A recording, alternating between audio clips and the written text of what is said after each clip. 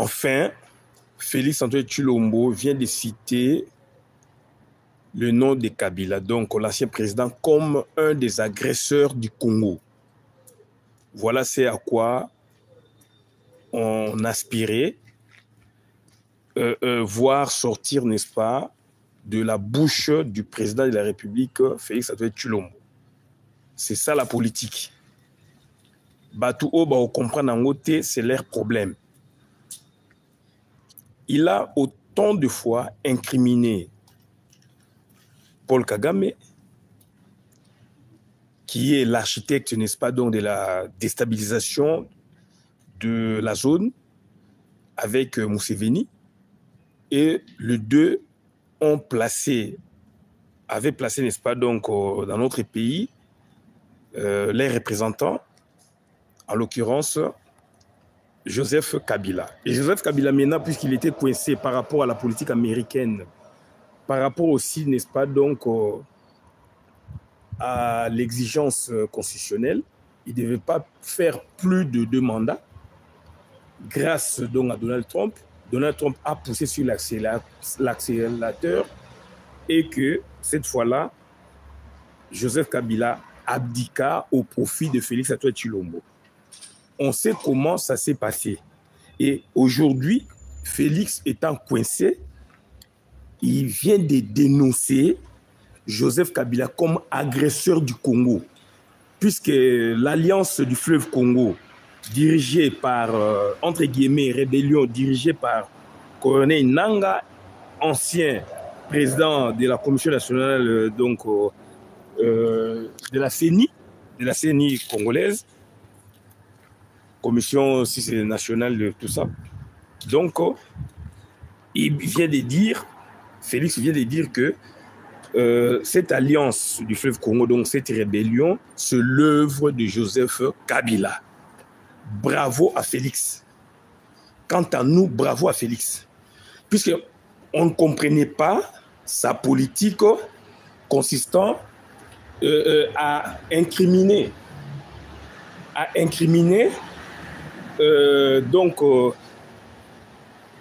Paul Kagame, le président rwandais, bien que c'est lui qui a la main sur le Congo, alors il n'arrivait pas à nous citer donc les représentants même de ces derniers qui agit visiblement, invisiblement dans notre pays.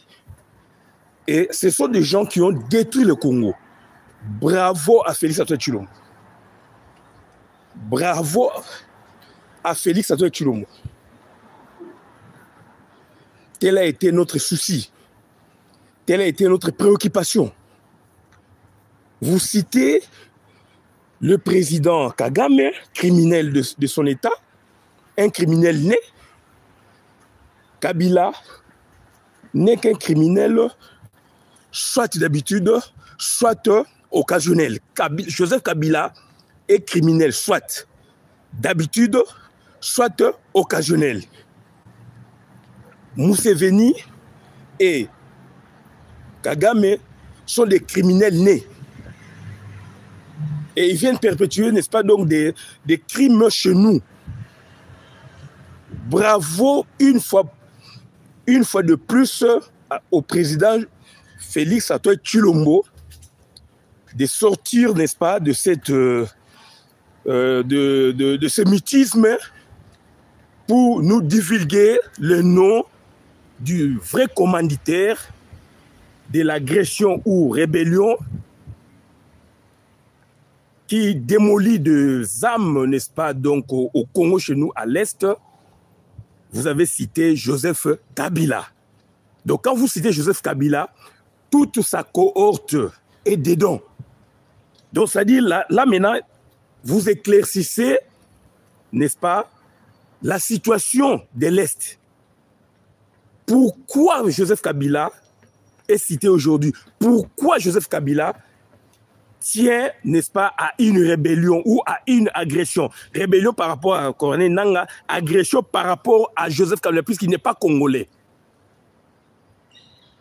Donc, c'est-à-dire, quelle est notre préoccupation? Nous avons poussé Félix à le dire. Vous avez poussé Félix à le dire. Il est congolais. Il est mal nécessaire, on vous l'a dit. Si vous ne comprenez pas la politique, c'est votre problème. Tant mieux pour les autres qui comprennent la politique à leur manière, dont nous faisons partie intégrante. Donc, ça dit la politique, c'est ça. Donc, il devait citer Joseph Kabila. Là, maintenant, on est clair. Et on va repartir maintenant sur des belles bases. Prochainement, si on arrivait, n'est-ce pas, donc, c'est-à-dire, il arrivait, par exemple, c'est-à-dire, donc, à convoquer ou à provoquer une sorte de forum national, une sorte de concertation nationale. On ne pouvait pas éluder cet aspect de problème, cette phase cruciale qui détruit le Congo en douce. Et il a cité. Et vous savez ce que Joseph Kabila a fait en amont durant ses 18 ans de pouvoir. Il a détruit le Congo.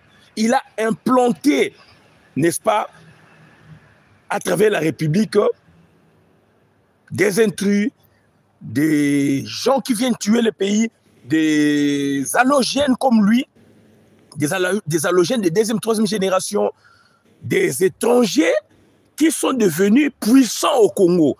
Alors, ils sont venus comme lui avec une sacoche, par exemple. On ne viendra pas là pour citer les noms de beaucoup de nationalités qui sont au Congo, qui gèrent aujourd'hui le Congo, avec la complicité et la complaisance de Joseph Kabila, et que, par ailleurs, c'est le peuple congolais qui en pâtit, c'est le peuple congolais qui subit. Bandeko na ngai na yebisaki bino Félix Antoine Tshilombo azali mal nécessaire na Congo. Nazo partager ma mingi na yete. Et il fallait citer Joseph Kabila. Et ça qui préoccupation na biso nazalaki kolobela ye. Bozalaki kolobela ye. Lelo atangeli bino donc biloko nanga za osala kuna ezali Joseph Kabila. Il fallait réconcilier ça. Il fallait qu'on sangisa biloko wana.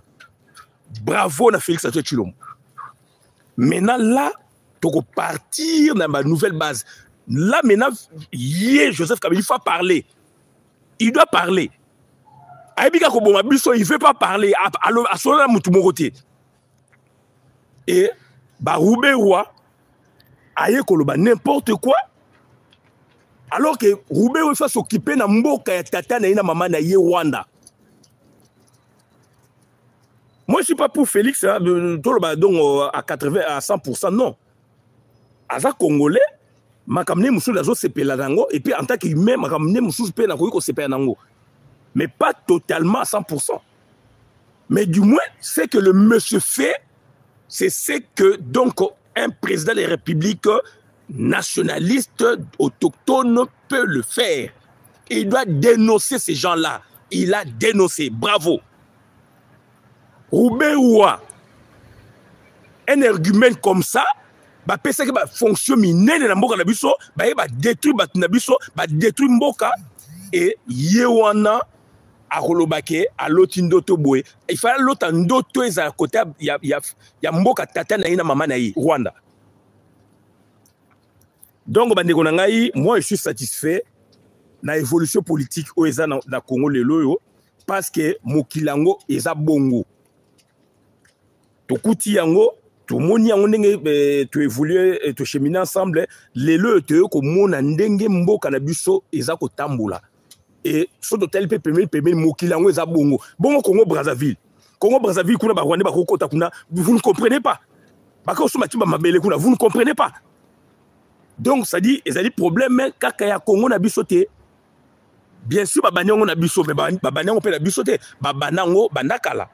Babane on bamboka mususu Afrique et puis et ko tomé na biso et Rwandais wana Joseph Kabila ake ko implanter ba Hutu ba Tutsi partout na Congo azu ba société na biso sous abomi yango akaboli yango azu ba mabele partout bandaku partout Olive Lemba komi ko lobaka n'importe quoi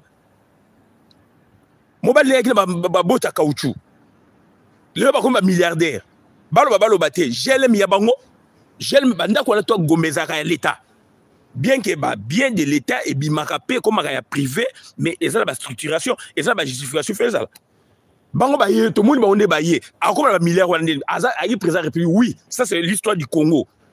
Fabriquer Nengwana. Mais comme quand même, salaire, il faut baye bayango. Bon, aza milliards on a kelangwa. Atongi na Congo te. Joseph Kabila atongi na Congo te. Aza ko boma. Abimisi nanga. Pona nanga sala ni na Congo. Toboïté, il faut qu'il y ait révolution. Il faut qu'on parle.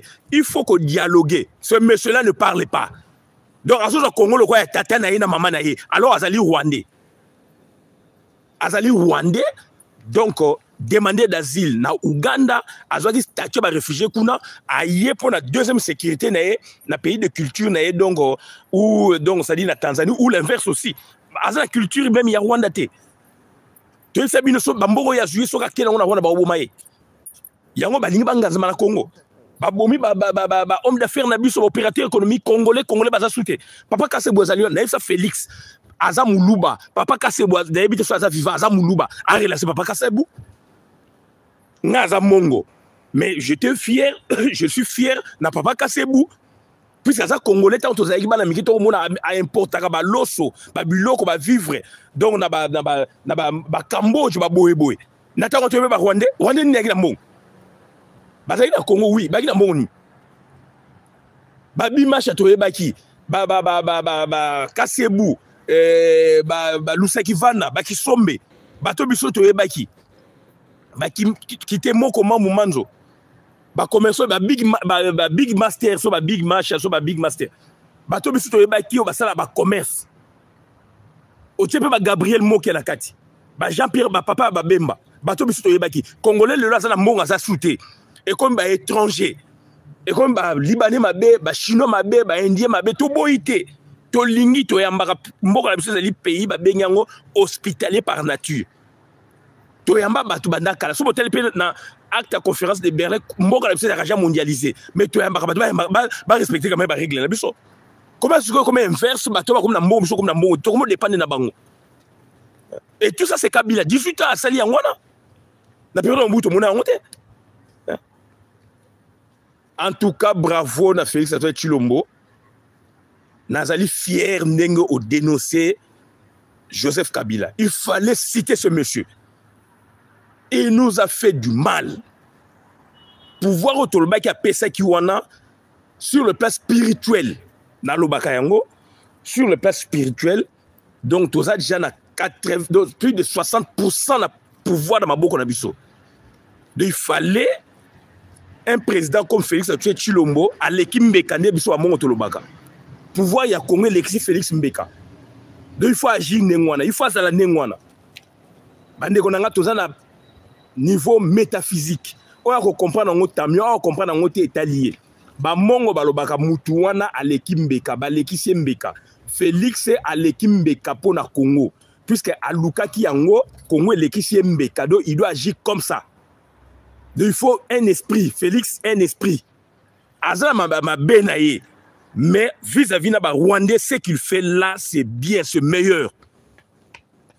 Tout ça, problème de Bissonaïe, Bissoba Congolais, Bissonaïe. Il doit réhabiliter le peuple congolais. Il doit construire les routes. Il doit construire des infrastructures. Namba naka promettre Mongo Kuna. Otonga ba équatorien kuna otonga université lelo balaksa ba bikekono kuna ba maketo tchakuna ba route ezalité. Naba Congo, n'en parle même pas. Naba Bandundu, Bandundu, les approches na Kinshasa, il n'y a pas de route. Tout le monde a un go. So, ok, na idiot fa problème. Ok, na ba problème. Bandundu, les approches na Kinshasa. Kikwit, ville à Kikwit, bien que capitaine nango, district nango, donc, c'est-à-dire, nini, chef les alliés Bandundu ville. Mais Kikwit, les approches na Kinshasa, qu'est-ce qu'il y a na Kikwit? Rien. Tout le monde a les Jeux olympiques, les Zolax, si les alliés éparpillés à travers la République, organiser jeu, il y a francophonie, il fallait en profiter. Kikwit, il fallait site Mourezala, Bakongo, il fallait site Mourezala, même ne serait-ce que la province donc périphérique, donc il y a Kinshasa. Félix Antoine Tshilombo, toujours sengana yo donc biso to lingi ba politique publique et développement. To lingi ba politique publique et développement. Et il faut qu'on dénonce Batouana. Ngai sozo dénoncer Batouana. Oza ko pe o komi pe ko arriver ko kanga bango. Nga na ko betelo maboko na lo bango. Nga za hypocrite. Et hernie discale to yebisa bino ba soignaka yango toza na poto batu mususu ba exporter ou ba donc ba ça dit ba ba importer pardon mentalité ya village na bango mentalité ya ville à Kinshasa ya Congo ba ye nango ya Afrique ba ye nango tina poto alors que des maladies plus de 44 maladies à soigner na Europe na poto surtout na France mais Congolais ça ko raisonner le cola na village mais ça na poto moi na diaspora azo bazo buni na mboka hernie discale hernie lombaire kuti arasu ya makasi ba soignaka yango na médicament ba pesa ka batu ba ceinture ba lata ka ba ceinture soko yebe yango te donc ozaka na poto te soki esimbi te nde ekendaka na chirurgie na intervention chirurgicale batiaka donc ça dit médicament ceinture médicament na ceinture et puis so esimbi te komaka na ba infiltration na mukongo bako tubo tonga infiltration na ceinture après so esimbi te ne kendaka na chirurgie boza na poto boza ko raisonner le quoi na village et bah ta village ko tu dois ba raisonner bon côté boyi ba na poto alors qu'il y a des spécialistes à la matière ba congolais ba ça ba médecin bo tout na bango bo lexa bango na télévision na bino ba lo ba quand même ba pesa explication Olini Moutouté, oui, mais Makamo est scientifique, Zala prudent, employer des méthodes scientifiques, employer des spécialistes à la matière. Hernie discale est comme un problème. Hernie discale, hernie lombaire, ezali courant à Wanapoto. La première fois, na yoka dans sa gare du Nord, na 2004, 2005, 2006. Na yoka serment aïe congolaise donc na ebi maté donc na monaki na ngulupa ba masane bazala ki wana azo la talis azo zonga Bruxelles ba so na ba ndeko na bango ba opéra ke mo Congo première fois na yo kana poto e bang sangai alors que ba opéra ba tumi Congo pamba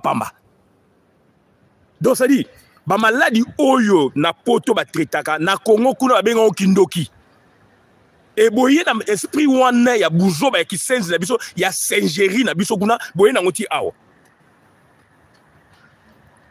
batumi babele ba maladie kuna ba monaki ba maladie te ba traitement te ah ils ont ba traitement nga c'est l'hôpital Paul Brousse ba changa batuma imité ma cœur transplantation cœur na France c'est ça marona ils ont dit 4 donc gros ba hôpitaux phares ya France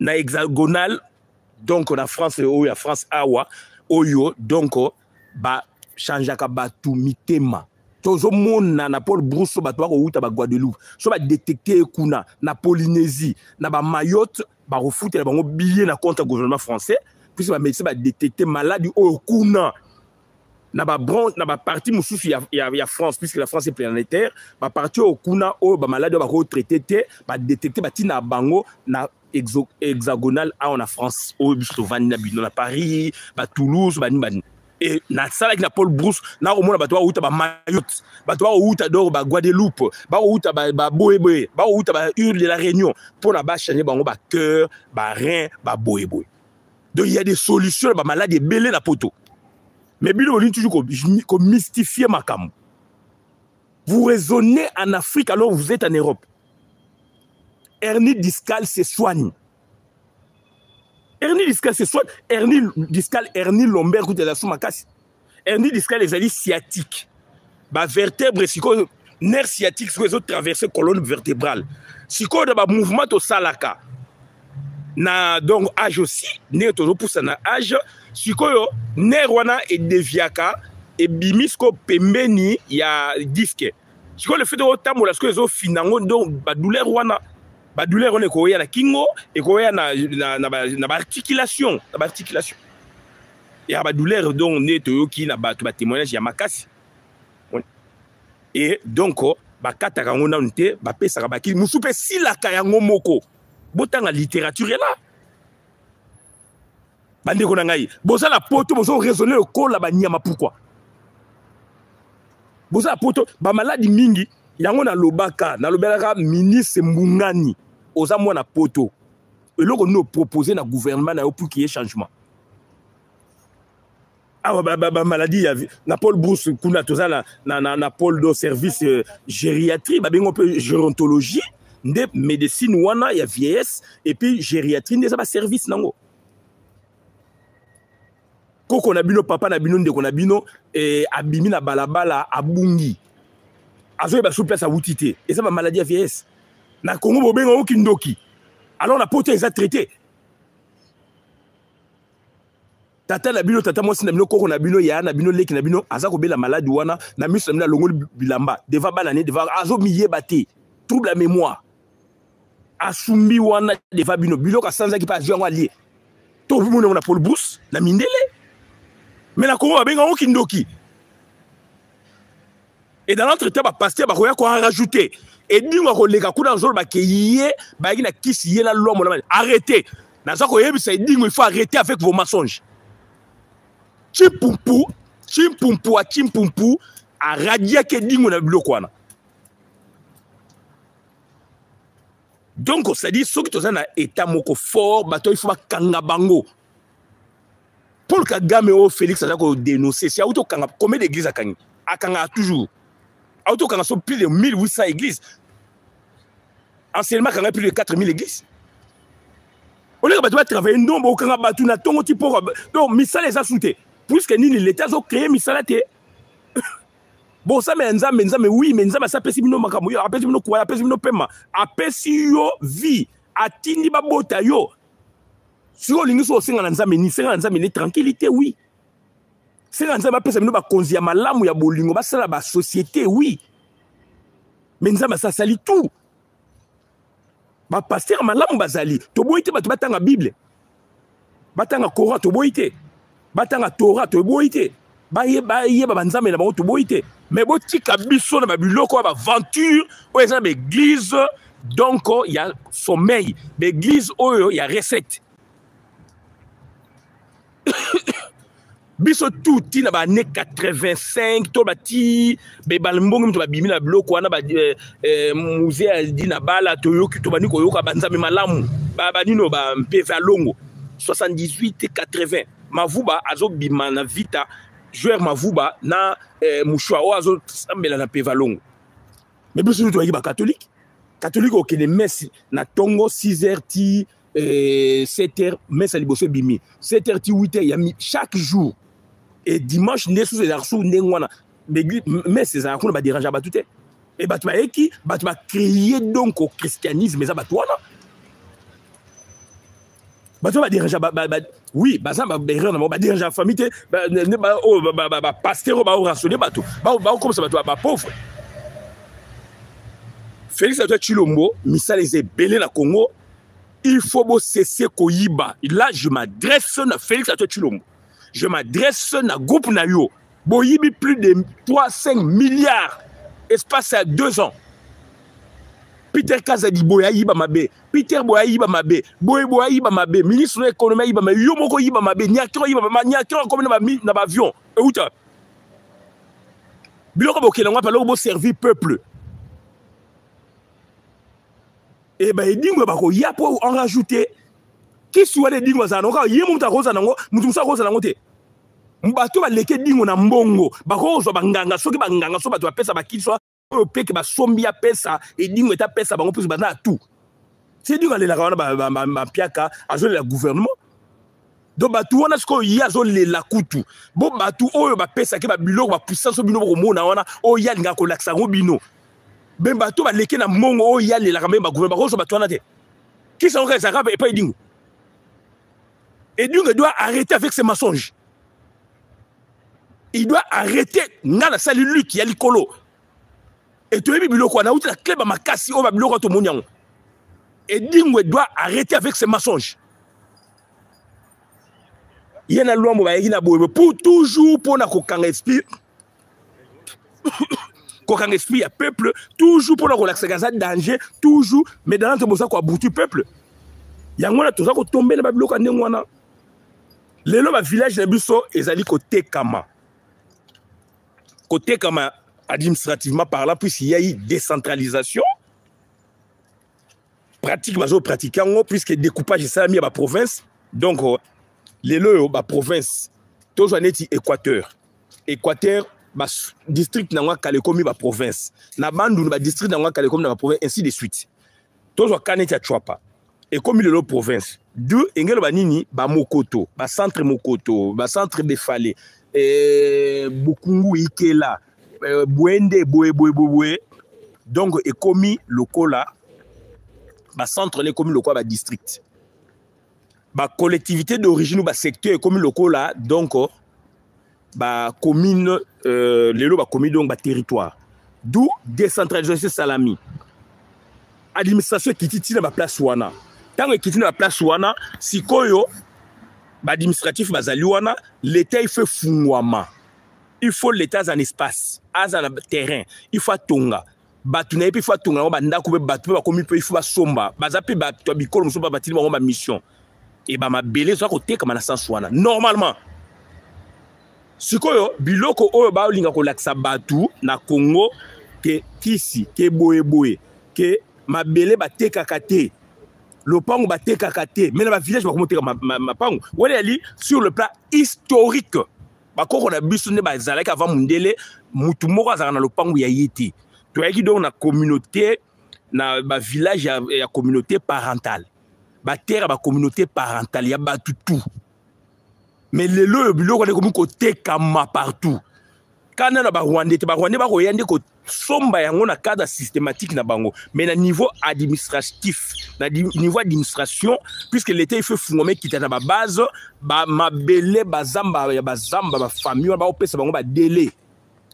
Boteka yango so boteki te biso l'état tongi to ça les locaux boy place boy l'état peut azui mais l'état ce qu'il faut fungola il faut citer comment il faut boy stade comment boy nga ke na bwende na 97 ndena omona bwende lelo bwende babiti côté mission baliko côté nga tika kizamba et fungwama c'est ça le développement donc dans 50 ans mentalité autozaiki nango obozaki nango ya buzo beko sila.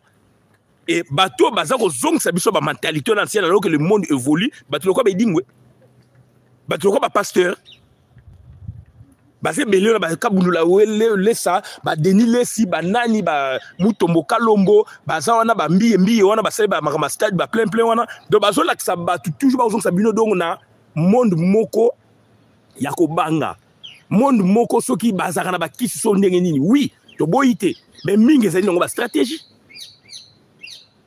Et dingo ko ba ki yeba yina kisi kuna yena lomo et dingo vidéo beaucoup ça et dingo moto na ngenge il doit arrêter avec ses mensonges. Il doit arrêter avec ses mensonges. Il doit arrêter avec ses mensonges. L'homme a qu'à yina ba kisi mais le l'homme a qu'à za raté. Alors il doit arrêter avec ça. Il doit arrêter avec ça. Tout ça ba la mikete quand même. To grandi na ba biloko to ça ba la mikete. Donc na eko lo ba makambu adresse na ngai. J'ai beaucoup aimé la réaction de Félix Antoine Tshilombo, un président de la République agissant à Nengwana. Donc, il a bien dit, et ça devait passer par lui, et il l'a fait. Il faut dénoncer Batouana. Bien qu'il aime ça au Kangaïté, mais le fait que au dénoncer, ça a un effet psychologique. Sur Yemoro Kabila, sur groupe Naena Batou Bazo Tinaye, na Oya Zako Tina na terrain. Donc, baza ko boma batu inutilement. Et baza ko boma batu gratuitement na Congo. Pour na ba minerais tout ça, Kabila ya zanani. Kabila ya zanani. Mo ni Kabila zanani ngo pona ba nyoko la batu bon. Et là ni ya zanani ngo pona ba détruire ba via batu facilement. Ya zanani moi Kabila zanani moi na beta so ba bale quelque part. Ya ni maman ne ba boma. Mais ya so bom sa bana batu ba souffrir. Et dans notre cas il plus de 55 milliards.